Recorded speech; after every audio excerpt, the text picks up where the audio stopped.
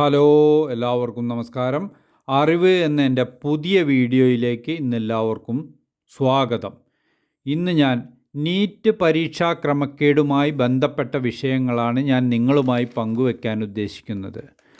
അതായത് NEET UG പരീക്ഷയിൽ ക്രമക്കേട് സുപ്രീം കോടതി ഇന്ന് പരിഗണിച്ചിട്ടുണ്ട്. അതായത് ചീഫ് ജസ്റ്റിസ് ചന്ദ്രചൂഡൻ അടങ്ങുന്ന ബെഞ്ചാണ് പരിഗണിച്ചത്. ചോദ്യപേപ്പർ ചോർന്നിട്ടുണ്ടോ എന്നും അത് എല്ലാ വിദ്യാർത്ഥികളെയും ബാധിച്ചിട്ടുണ്ടോ എന്നുമാണ് സുപ്രീം കോടതി ചോദിച്ചത്. സുപ്രീം കോടതി ആവശ്യപ്പെട്ടിട്ടുള്ളത് എല്ലാ വിദ്യാർത്ഥികളെയും ബാധിച്ചാൽ മാത്രമേ പുനഃപരീക്ഷ നടത്തുന്ന കാര്യം പരിഗണിക്കൂ എന്നും സുപ്രീം കോടതി പറഞ്ഞു. പുനഃപരീക്ഷ വേണമെന്ന ആവശ്യമായിട്ടുള്ള ഹർജിക്കാരുടെ ഹർജിയാണ് ഇന്ന് പരിശോധിച്ചത്. അതിനാൽ എല്ലാ വിദ്യാർത്ഥികളെയും ബാധിച്ചാൽ മാത്രമേ പുനഃപരീക്ഷ നടത്തുന്ന കാര്യത്തിൽ ഒരു ഉത്തരവുണ്ടാവൂ എന്നും സുപ്രീം കോടതി പറഞ്ഞു. അതായത് NTA വാദത്തിൽ അസാധാരണമായി റാങ്ക് ഉയർന്നിട്ടില്ലെന്നും ചോദ്യപേപ്പർ ചോർന്നിട്ടില്ലെന്നും ഒരു തട്ടിപ്പും നടന്നിട്ടില്ലെന്നും മദ്രാസ് IIT റിപ്പോർട്ടിൽ NTA അറിയിച്ചത്. ഈ റിപ്പോർട്ട് ആശ്രയിക്കാൻ പറ്റില്ലെന്നാണ് ഹർജിക്കാർ ആവശ്യപ്പെടുന്നത്. ആ റിപ്പോർട്ടിൻ്റെ അടിസ്ഥാനത്തിൽ വിധി തീരുമാനിക്കരുതെന്നും സർക്കാരിനോട് അതായത് കോടതിയോട് ഹർജിക്കാർ പറയുകയുണ്ടായി. ഏതായാലും അവസാനമായി സുപ്രീം കോടതി എല്ലാവർക്കും ലഭിച്ചിരിക്കുന്ന മാർക്ക് ശനിയാഴ്ചയ്ക്കുള്ളിൽ പ്രസിദ്ധീകരിക്കണമെന്ന് NTA പറഞ്ഞിട്ടുണ്ട്.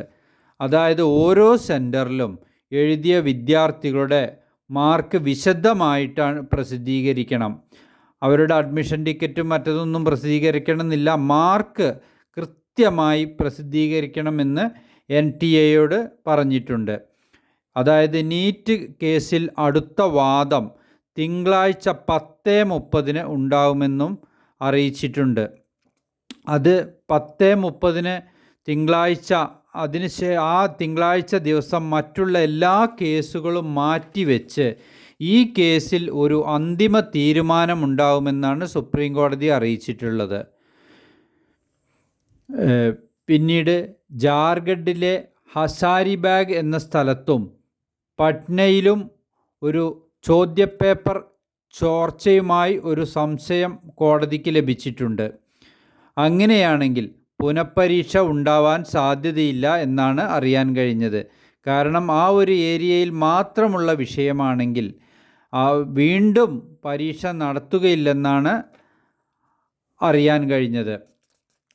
പിന്നീട് നീറ്റ് ക്രമക്കേടുമായി പട്ന എയിംസിലെ 4 വിദ്യാർത്ഥികളെ CBI അറസ്റ്റ് ചെയ്ത് ചോദ്യം ചെയ്തു വരുന്നുണ്ട്. അതുപോലെ തന്നെ അവിടെയുള്ള 3 ഡോക്ടർമാരെയും CBI കസ്റ്റഡിയിലെടുത്ത് ചോദ്യം ചെയ്തു വരികയാണ്. ഏതായാലും തിങ്കളാഴ്ച ഇതിനൊരു വ്യക്തമായ വിവരം ഉണ്ടാകുമെന്നും അറിഞ്ഞിട്ടുണ്ട്.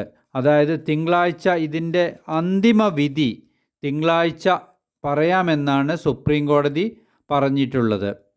ഏതായാലും ഈ CBI കസ്റ്റഡിയിലെടുത്തിട്ടുള്ള ആളുകളെ ചോദ്യം ചെയ്തു കഴിഞ്ഞാൽ ഇത് കൂടുതൽ വ്യാപകമായി പല ഏരിയയ്ക്കും ബാധിച്ചിട്ടുണ്ടോ എന്നും ആരാണ് ഇതിൻ്റെ പിന്നിൽ എന്നും കൃത്യമായി അറിയാൻ കഴിയും.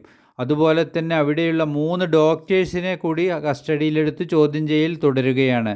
ഇതിൻ്റെയൊക്കെ വ്യക്തമായ വിവരം ലഭിച്ച ശേഷം സുപ്രീം കോടതി ആദ്യം തന്നെ പറഞ്ഞിട്ടുണ്ട്, കൃത്യമായി തെളിവിൻ്റെ അടിസ്ഥാനത്തിൽ മാത്രമേ ഇതിനെക്കുറിച്ച് ഒരു അന്തിമ തീരുമാനം ഉണ്ടാവൂ എന്ന്.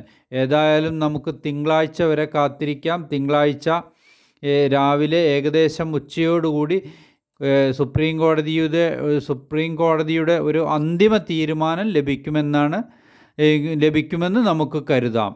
എൻ്റെ വീഡിയോ ഇതുവരെ സബ്സ്ക്രൈബ് ചെയ്യാത്തവരുണ്ടെങ്കിൽ സബ്സ്ക്രൈബ് ചെയ്യുക. അതുപോലെ തന്നെ ലൈക്ക് ചെയ്യുക. എന്തെങ്കിലും കമൻ്റ് ഉണ്ടെങ്കിൽ കമൻ്റ് രേഖപ്പെടുത്തുക. പുതിയ വീഡിയോയുമായി ഞാൻ നിങ്ങളുടെ മുന്നിൽ വീണ്ടും വരുന്നതാണ്.